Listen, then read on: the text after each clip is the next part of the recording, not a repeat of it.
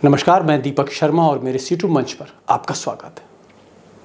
दोस्तों, ऐसा कहा जाता है या यूं कहें गोदी मीडिया में ऐसा दिखाया जाता है कि इस देश में जहां जहां बीजेपी की सरकारें हैं वहां वहां मोदी जी ने, अमित शाह ने राम राज्य स्थापित कर दिया है। और ये ऐसे प्रदेश हैं जो अपराध मुक्त हैं, भ्रष्टाचार मुक्त हैं, भय मुक्त हैं, परिवारवाद से मुक्त हैं। आज मैं एक ऐसे ही राम राज्य जिसकी लगाम मोदी जी के हाथ में है, शाह साहब के हाथ में है, उसकी एक ऐसी सत्य कथा से रूबरू कराने जा रहा हूं कि यकीनन आपकी आंखें खुल जाएंगी। लेकिन खुलासा करने से पहले मैं चाहता हूं इस आवाज को गौर से सुनिएगा, जहन से नहीं, दिल से सुनिएगा। प्लीज बैग ऊपर ले जा दो दुकानदार। आ रहे हैं 2 मिनट।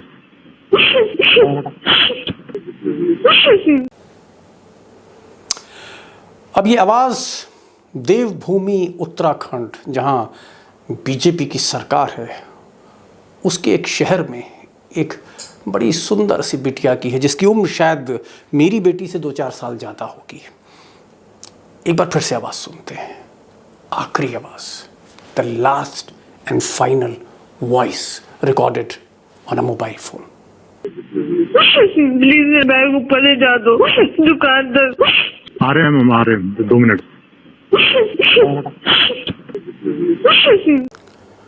अब ये जो बिटिया है जिसका नाम अंकिता है, सुंदर सी, श्रीनगर में इंटर की टॉपर स्टूडेंट और बातचीत में, व्यवहार में बहुत अच्छी। दरअसल रूह इसलिए कांप गई मेरी, इसलिए रूह कांप गई क्योंकि इस आवाज़ को सुनकर अंकिता को बचाया जा सकता था। और ये आखिरी डिस्ट्रेस कॉल थी। और उसके बाद ये लड़की इस रिसॉर्ट में कैद थी, बंद थी। और ये रिसॉर्ट भाजपा के एक बहुत ही ताकतवर परिवार का रिसॉर्ट है जिसके ओनर विनोद आर्या राज्य मंत्री रहे। उनका एक बेटा पिछड़ा आयोग का उपाध्यक्ष, उसको भी राज्य मंत्री का दर्जा बीजेपी में। और उनका जो दूसरा बेटा है दरअसल वही इस आवाज का हत्यारा है। अब दोस्तों, आपने ये जो अंकिता की आवाज सुनी, ये उसका आखिरी कन्वर्सेशन था, अंतिम संवाद जीवन का। और उसके बाद वो इस दुनिया में नहीं रही। जो चौंकाने वाली बातें हैं राम राज्य में, देवभूमि उत्तराखंड में, एक ऐसे प्रदेश जिसकी सीधी लगाम अमित शाह गृह मंत्री और प्रधानमंत्री मोदी के हाथ में, जहां ऐसा कहा जाता है कि मुख्यमंत्री जो है वो सिर्फ एक कठपुतली है, डोर किसी और के हाथ में। वहां पर जब ये आवाज सुनी गई, जब ये मदद की आवाज थी, मदद नहीं पहुंची। लेकिन सिर्फ मदद ही नहीं, उसके बाद जब ये लड़की गायब हो गई, ये जब गुम हो गई, तो फिर रिपोर्ट लिखाने में देरी हुई, रिपोर्ट जल्दी नहीं लिखी गई।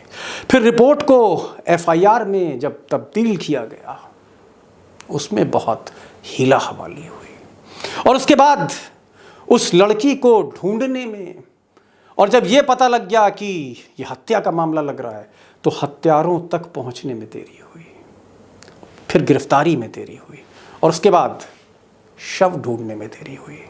और जब शव ढूंढ लिया तो पोस्टमार्टम में देरी हुई। और आज की तारीख में ये जो जनता सड़कों पर उतरी हुई है, उत्तराखंड की आक्रोशित जनता, गुस्साई जनता, हर गली में श्रीनगर में जनता जो है प्रदर्शन कर रही है, वो इसलिए उतरी है कि आज भी पोस्टमार्टम की पूरी रिपोर्ट परिजनों को नहीं दी जा रही। ये है रामराज की एक हकीकत। इनको जो है 1 करोड़ रुपए की धनराशि मिल जाए।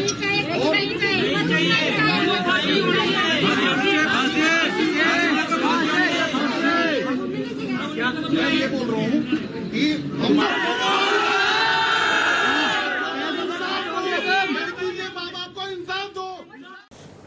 अभी जो कोल्ड ब्लडेड मर्डर है, नृशंस हत्या, जघन्य हत्या जो है, एक जघन्य अपराध है, मुझे लगता है ये नज़ीर इसलिए बनेगा क्योंकि एक तरफ एक पावरफुल फैमिली है बीजेपी की, जहाँ पर एक बड़े बाप का बिगड़ैल बेटा है जो गन कल्चर से प्रभावित है, शान शौकत से, रिसॉर्ट से प्रभावित है, और उसके जो कर्म हैं, धत्कर्म हैं, जो बहुत से मैं बता नहीं सकता आपको, उसमें एक कर्म ये भी है कि उसने इस मासूम बच्ची से कहा, जो गरीब घर से आती है, जिसको सिर्फ 10,000 रुपये देता था, रिसेप्शनिस्ट का काम देता था, ऐसा कहा जा रहा है।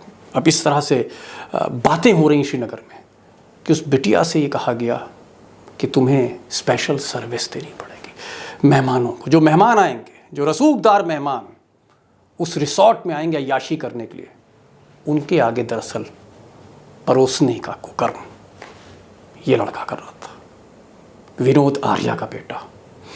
और मुझे लगता है कि यही एक वजह है कि चीफ मिनिस्टर जो धामी साहब हैं वो सामने नहीं आ पा रहे हैं, और लोगों को मनाने के लिए जो भी वहाँ जा रहा है, विधायक, मंत्री, उसको जनता रपटा दे रही है, सही कर रही है।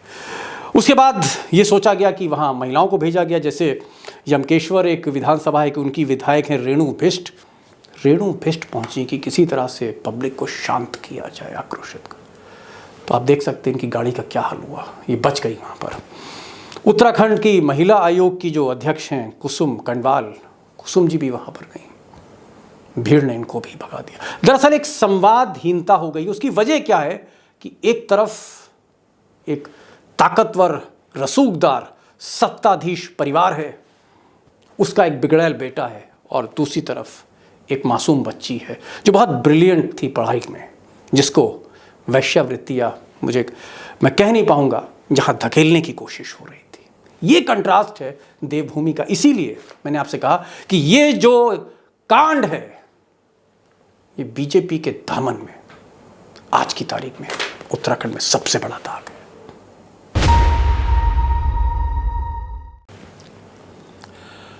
हम दोस्तों कहते हैं कि पाप का घड़ा जब भरता है तो फिर फूटता है, या यूं कहते हैं कि गले तक जब पानी आ जाता है तो फिर जो तस्वीर सामने आती है वो किसी अंकिता बिटिया की जघन्य हत्या के तौर पर आती है, जहां पूरा का पूरा शहर नहीं, पूरा का पूरा प्रदेश सड़कों पर आ जाता है।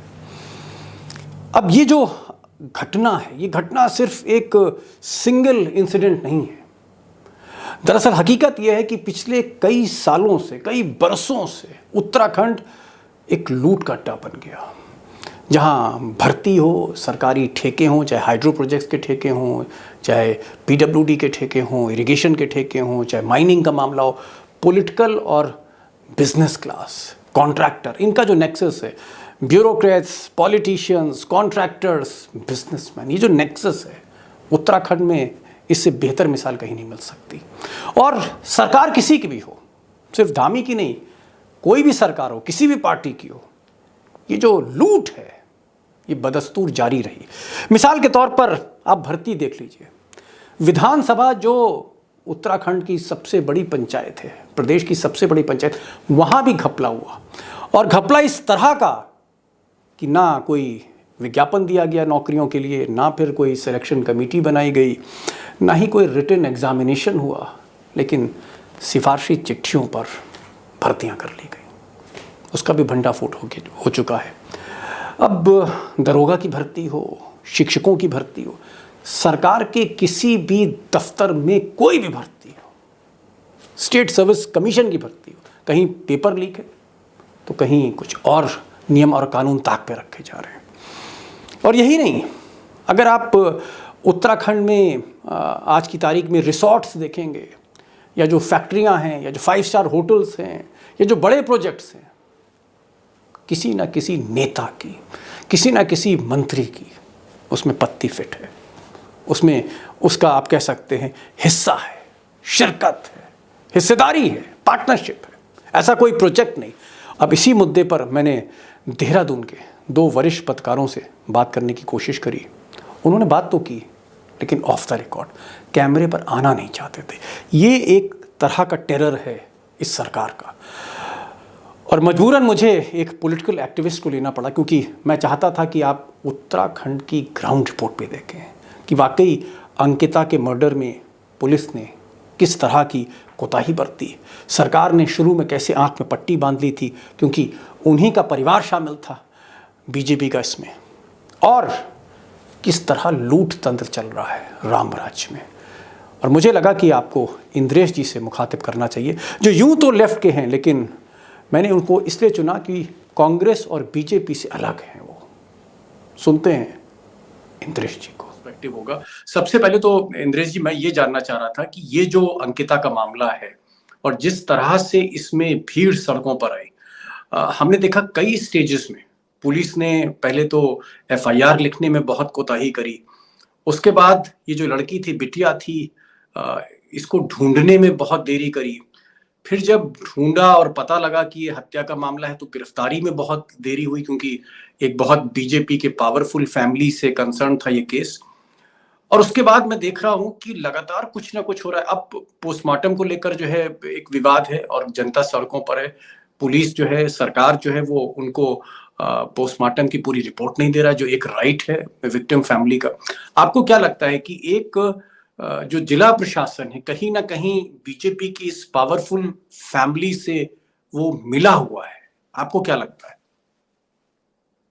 देखिए, ये पूरा प्रकरण दरअसल ऋषिकेश के पास गंगा भोगपुर के इलाके का है और ये इलाका पौड़ी जिले में पड़ता है। ऋषिकेश तो देहरादून का पार्ट है, लेकिन ये पौड़ी जिले में पड़ता है।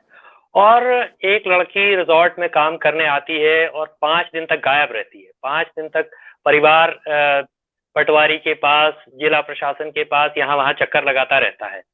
और उसके बाद बड़ी मुश्किल से तब जाकर के वो केस दर्ज होता है, फिर वो पुलिस को ट्रांसफर होता है। उत्तराखंड में एक खास तरह की व्यवस्था है कि यहाँ जो ग्रामीण इलाके हैं वो जो राजस्व पुलिस है, पटवारी के, वो पुलिस का काम भी करता है। अंग्रेजों के जमाने से ये व्यवस्था है। तो उसके पास ये केस होता है, फिर वहां से ट्रांसफर होने की प्रक्रिया चलती है और इसके बीच में ये बहाना होता है कि पुलिस चूंकि सीधे इंटरवीन नहीं कर सकती थी, राजस्व पुलिस का मामला था, डिस्ट्रिक्ट एडमिनिस्ट्रेशन को देना था, इसलिए ये इतनी देर हुई। लेकिन असल में तो मसला तो ये नहीं है कि राजस्व पुलिस और रेगुलर पुलिस का केस नहीं है। असल में तो ये जो आपने सवाल में भी उठाया कि एक पावरफुल फैमिली है, और जब भी पावरफुल लोग होंगे और कमजोर याचक की मुद्रा में होगा, कमजोर अर्चना कर रहा होगा, मांग कर रहा होगा, तो जाहिर सी बात है कि कानून का पलड़ा शक्तिशाली के पक्ष में झुका हुआ रहता है।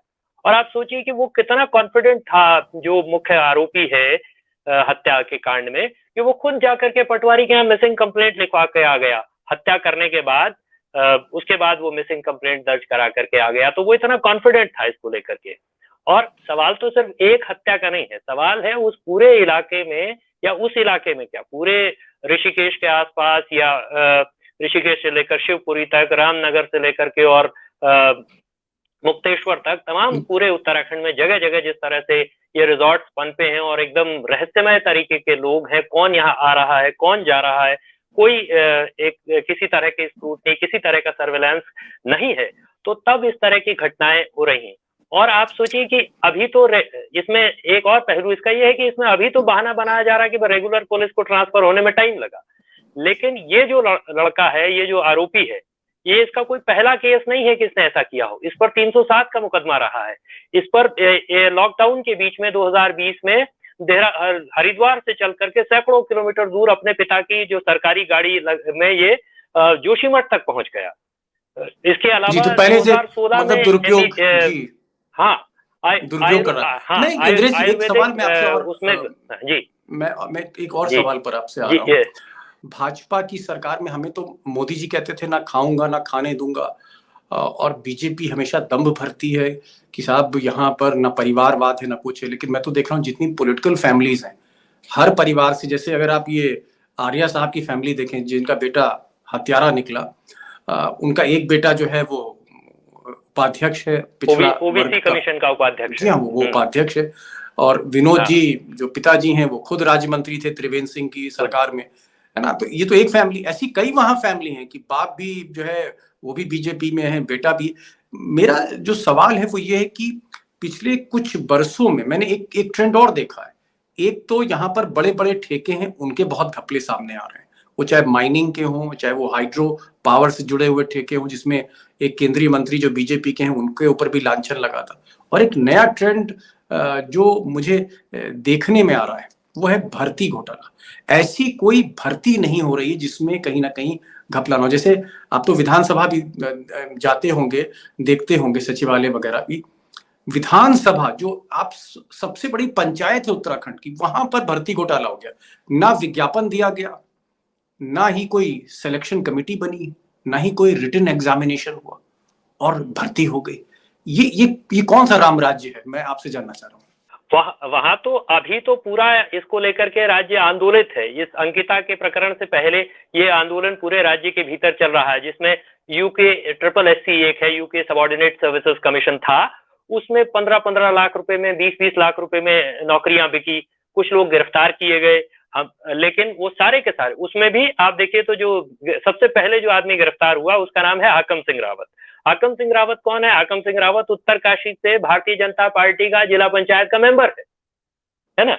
लेकिन अभी भी लोगों की मांग है, नौजवान बेरोजगार सड़क पर ये मांग कर रहा है कि भाई इस घटना की सीबी, इस पूरे प्रकरण तो आप की क्या कहना चाह रहे हैं? आप क्या कहना चाह रहे हैं कि जो मोदी जी बहुत बार बार केदारनाथ जाते हैं, उत्तराखंड आते हैं, उनका ये कहना है कि हमने 2-2 मुख्यमंत्री बदल दिए, क्या अमित शाह और नरेंद्र मोदी के हाथ से उत्तराखंड निकल रहा है, वहां पर मनमानी हो रही है, भ्रष्टाचार हो रहा है, या मोदी जी के पास समय नहीं है कि वो जो भ्रष्ट सरकार होती चली जा रही है इस पर नकेल कस सके?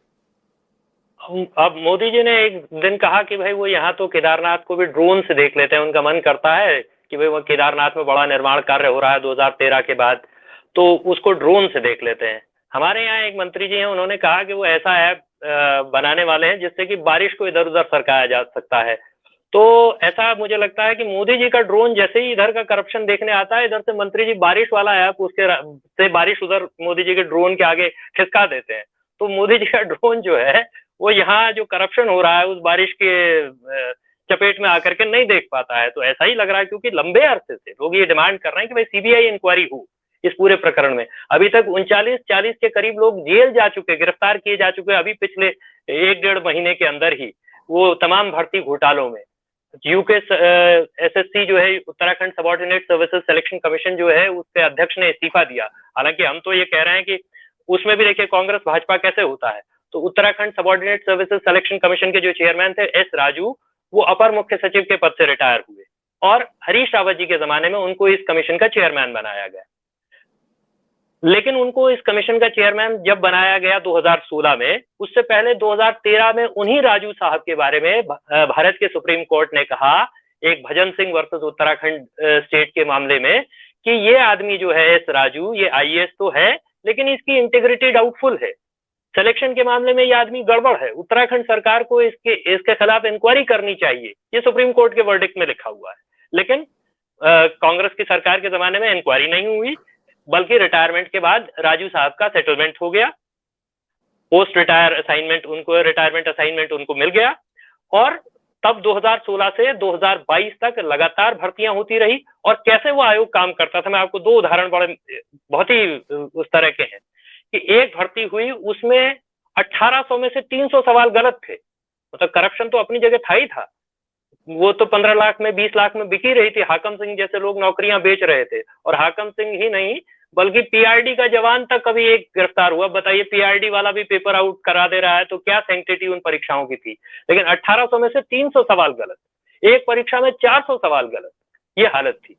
और अभी जब ये सब करप्शन का मामला खुला, जब गिरफ्तारियां होने लगी, तो मुख्यमंत्री जी ने कहा कि भाई ये जो राज्य का लोक सेवा आयोग है, अब सारी परीक्षाएं उसको स्थानांतरित करते हैं। वो राज्य लोक सेवा आयोग की हालत ये है कि पिछले 22 साल में वो केवल 5 PCS की परीक्षा करा पाया।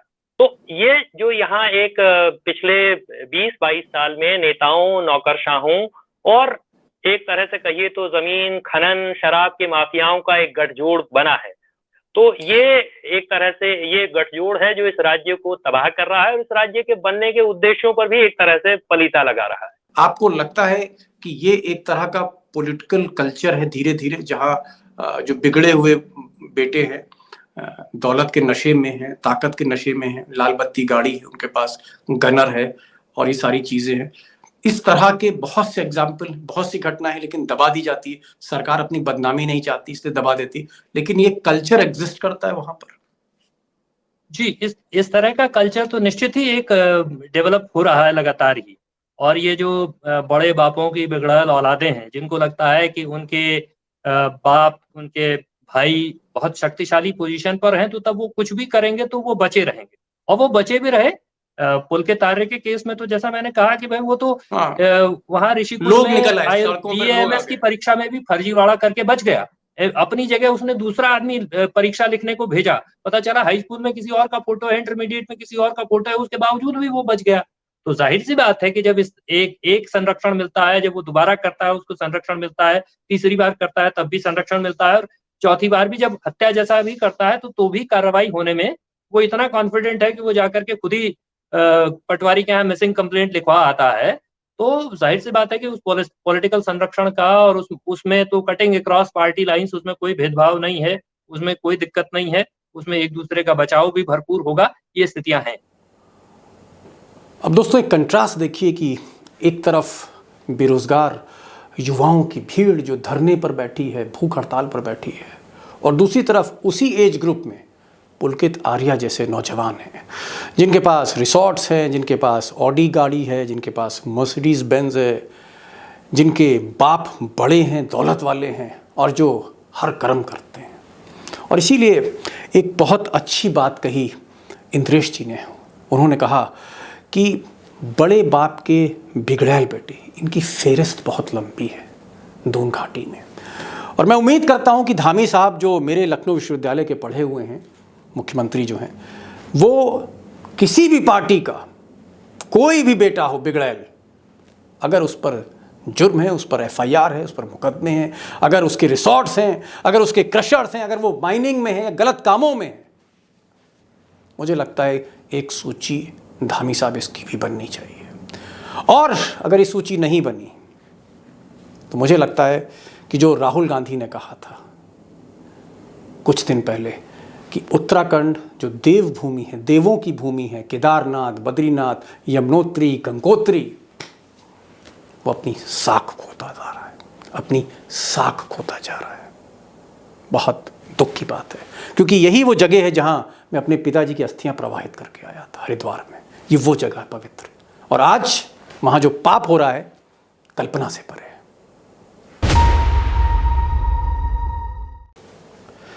और दोस्तों एक बात तो आज के इस वीडियो से जाहिर होती है कि राजनीति में सार्वजनिक मंच से बड़ी बड़ी बातें नहीं करनी चाहिए। न खाऊंगा, न खाने दूंगा, भ्रष्टाचार की रीढ़ तोड़ दूंगा, फकीर हूँ जिस दिन झोला उठा के चल दूंगा। इस तरह की बातों का जब हम संज्ञान लेते हैं और पीछे मुड़ कर देखते हैं तो हमें निराशा होती है जब हम किसी अंकिता की घटना, एक हादसा देखते हैं, हत्या देखते हैं, हम भ्रष्टाचार की कहानी देखते हैं, द्रौपदी के चीरहरण की तरह। दुख होता है, सच में दुख होता है, और ऐसा लगता है कि मोदी जी की जो कथनी है और करनी है उसमें ज़मीन आसमान का अंतर है। बहरहाल जनादेश जनता देती है, जब भी चुनाव होगा 2024 में, अब ये जनता को मुझे लगता है कि फैसला आपको करना है, मैंडेट आपके पास है, सरकारें आप बनाते हैं, आप गिराते हैं।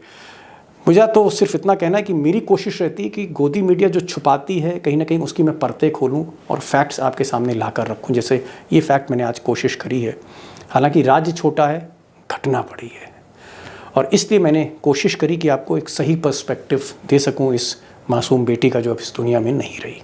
तो मेरी श्रद्धांजलि अंकिता को, और मैं उम्मीद करता हूँ कि ये जो वीडियो है ना सिर्फ उत्तराखंड, पूरे हिंदी हार्टलैंड में, साउथ में भी यहाँ पर लोग हिंदी जानते हैं, वहाँ तक ये वीडियो ज़रूर जाएगा, आपके ज़रिए जाएगा, क्योंकि मेरी आवाज़ आपकी आवाज़ है, आपके हक़ की आवाज़ है। और आखिर में जो मैं कहता हूँ कि इस वीडियो को शेयर करिए, चैनल को सब्सक्राइब करिए, दोस्तों से बताइए, और बेल आइकॉन ज़रूर क्लिक करिए, क्योंकि वीडियो आपको पहले मिलेगा, नोटिफिकेशन आपको मिल जाएगा। तो ये सब बातें हैं, फिर मिलेंगे एक नई वीडियो के साथ। नमस्कार।